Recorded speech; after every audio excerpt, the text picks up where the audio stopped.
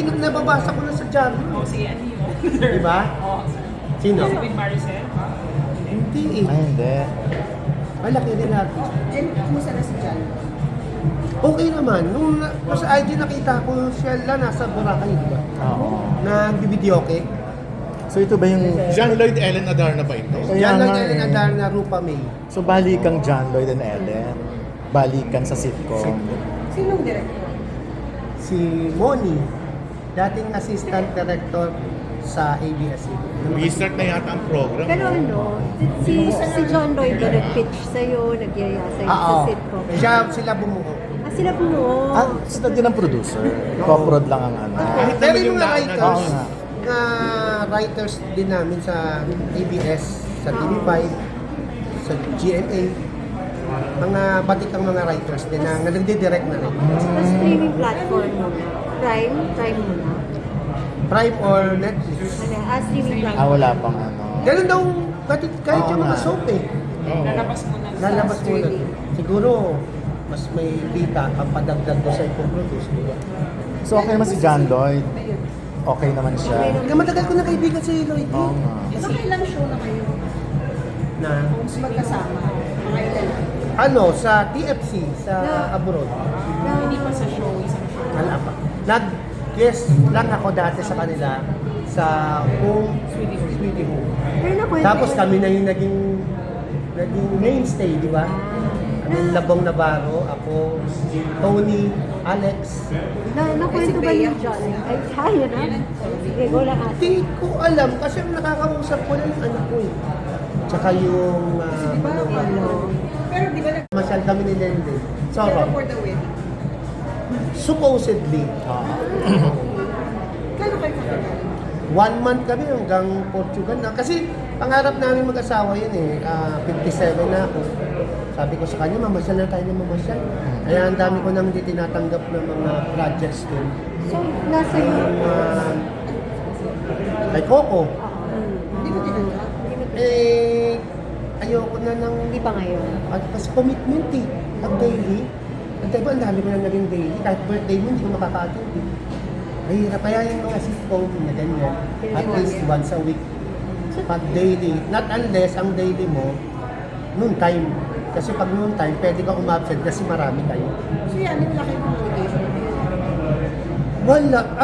Ever since naman kasi may kanya-kanya kaming mga trabaho, may kanya-kanya kaming pamilya. Ang talagang kinakausap ko lang yung anak ko at saka yung asawa niya. Nasa Europe na kayo nung nalaman nyo, hindi na...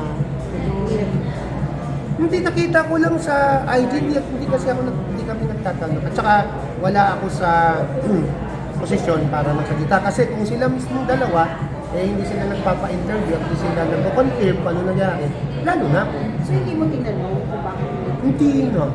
So Basta, paano mo nalaman sa social sa ano lang, social media lang. Hindi ko alam. Walang advice na, oy, May iba na yung routine nyo or itinerary nyo. Kasi ang talagang itinerary namin ni Lily, mamasyal. Mamasyal lang. Kasabay na lang halos nung Sabay. Oo, wedding sana. Clarification ko lang, anong show ni Coco yung tinanggihan mo? Batang Quiapo, ito ng Sigabo? Hindi ko tinanggihan. Sinabi lang namin sa kanamo, si Gabo. Sigabo, bago na. Pero Sir Kaya Brian, tumanggi, baka mamaya hindi ka na kunin. Sir Briani, kamusta yung son-in-law mo na lang? At siya yung family ni Ay naku, intact na intact sila, mabait kasi si James. At mabait naman yung anak ko. Pareho silang chef eh. At saka yung mga apo ko, malalaki na. Yung isa di ba may diferensya sa pagpaningin. Pero awa ng Diyos, advance na yung technology. Makakakita rin siya. Ano yung inborn yun? Ano lang ako mo yan? Dalawang lalaki. Si Santiago Pito at saka si Santiago Luna. Santiago kasi ang pangalan ng tatay nila James. Eh ang pang-Tagalog ng James Santiago Luna. Pero yan, naging close sa kayo sila. Hindi naman close, pero naging kaibigan ko din siya. At kaibigan ko siya hanggang ngayon. May communication. Wala, ay ano lang, kinukumusta ko lang. Kumusta? God bless you. Ganun naman ako sa lahat ng kaibigan eh. Kahit kila Senador Bong, Kuya Jimboy, kinukumusta ko sila. Hindi ako nawawala dun sa Bible na nagpapadala ako ng mga Bible verses. Mga ganun. Ang ganda lang. Kumusta sila? Si Bea at si Hindi ko alam. Oh. Or yung family ni Lea. Ba't kayo ba yan? Basta ang alam ko lang, Solid pa rin yung sila. anak ko, at saka yung asawa niya, at saka yung Yun ang concern. Oo, kasi mahirap makialam sa hindi ko dapat pinapakialam. Oo. Mamaya, maka-offend pa ako o makapagsabi pa ako na hindi naman maganda. Maganda na lang yung nandito tayo sa artista. Ito kasi yung pinunta natin. Kaya nga eh. Nakwento ba niyo? Kaya nga. Wala ko tinatanong tungkol doon. Ma-produce ng sitcom. But matagal na silang may sitcom kasi siya. Nagla-live reviews talaga. Yung dati pa Pero din. ngayon ulit. Alam mo nakakatuwa, ang sabi sa akin nung producer at saka nung writer, maraming salamat Lloydie, kasi talaga napakabait ng tao. Sabi niya, hindi ko to gagawin kung wala si Bayani at si Rupa May Kinig. Kaya sabi ko sa kanya, sige, sasamahan kita, tutulungan kita, tulong-tulong tayo. Kasi nagsusulat ako, writer ako dito. Kami ngayon gumawa nung Family First. Diba? Yung First Family ni Aga. Aking title yun eh. Yung sa TV5. TV5. Tapos kami-kami. Ikaw pala nagbigay ng title. Oo, First Family. Writer ka rin ba doon? Writer ako before. Assistant So writer. ito rin, may ano kayo. I start ako na as costume, PA Kanino PA? sa Salo-Salo Together. Ito yung start mo. Lunch date pa lang, nag-ano na ako PA na. So naalala mo ba lahat yung mga from your beginnings to now habang ginagawa? Oo, grabe. Talagang ako bumibili ng mga cake ng mga artista pag nag-birthday. Ako kumukuha sa king cakes, ako kumukuha ng Flower Express sa Makati, yung binibigay, mga ex-deals. Ako, imbis na i-taxi ko, ginijip ko, tapos iniliquidate ko na taxi. May pera. Ngayon yan, para ka-afford mo rin. Kaya ni. Awa ng Panginoon Diyos. Kasi talagang inuna ko mag-ipon eh. Yun nga rin naman ipapayo ko sa mga ibang artista. Mag-ipon kayo, mag-ipon. Para pagdating ng panahon, tayo yung mamili ng project. Ano ba mga investment sa information? Apartments. With S, Hindi ko mahabang nasasabihin S. kasi baka mayari ako ng DI. Si Lennon kasi magaling. Oo. Pero may S, apartments. Apartments. Ano pa, sir? May business kayo na rin? Si Lennon, siya lang nagbi-business ako. Tulog lang ako ng tulog sa office.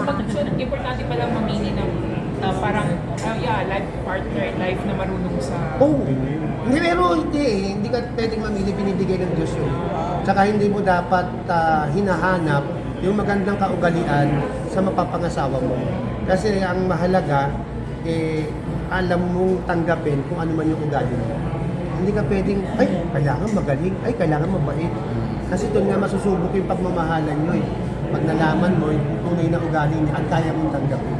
Pero nasubok na ba yung Marriage. Oo, tagal na namin. Nasa 35 na nata kami. 35 years. Ito yung kasal namin, no? Ay, wow. Si Lennon, 12/06/96. December 6, 1990. This year po pala. Anong secret? Oo nga, no? Dito, 30th. Yes. Ako yun nga, yung, alam mo, nagbabasa rin ako, tsaka nagre-research. Huwag mong hanapin yung ugali mo sa ugali ng asawa mo. Kasi magkaiba kayo ng magulang, magkaiba kayo ng kinalakihan, magkaiba kayo ng kultura. So magkaiba talaga kayo ng ugali. So kung mabait ka at hindi mabait yung partner mo, dun kayo dapat magkasundo. Papaano siya magiging mabait. Kung mabait siya at salbahe ka, yun ang dapat yung resolbahin. Paano ka magiging mabait? Tapos, how do you stay away from temptation? Selosa pa po ba? Dati kasi lagi niyang joke yun eh. Selosa. Selosa pa rin siya hanggang ngayon. Inaamin niya naman. asan niya? Nandyan. Siya na manager ko. Ah, wow. Siya na nagmamanage ng buhay ko hanggang kamatayan. So, yun pa yung secret para stay away sa mga temptation. Nag-start na yata. Hindi naman mawawala. Isipin mo ang Start na. showbiz pag binaligtad mo bisyo, vices. So hindi mawawala yun. Ang kailangan na talaga may Diyos ka na pinaniniwalaan. Okay, thank you.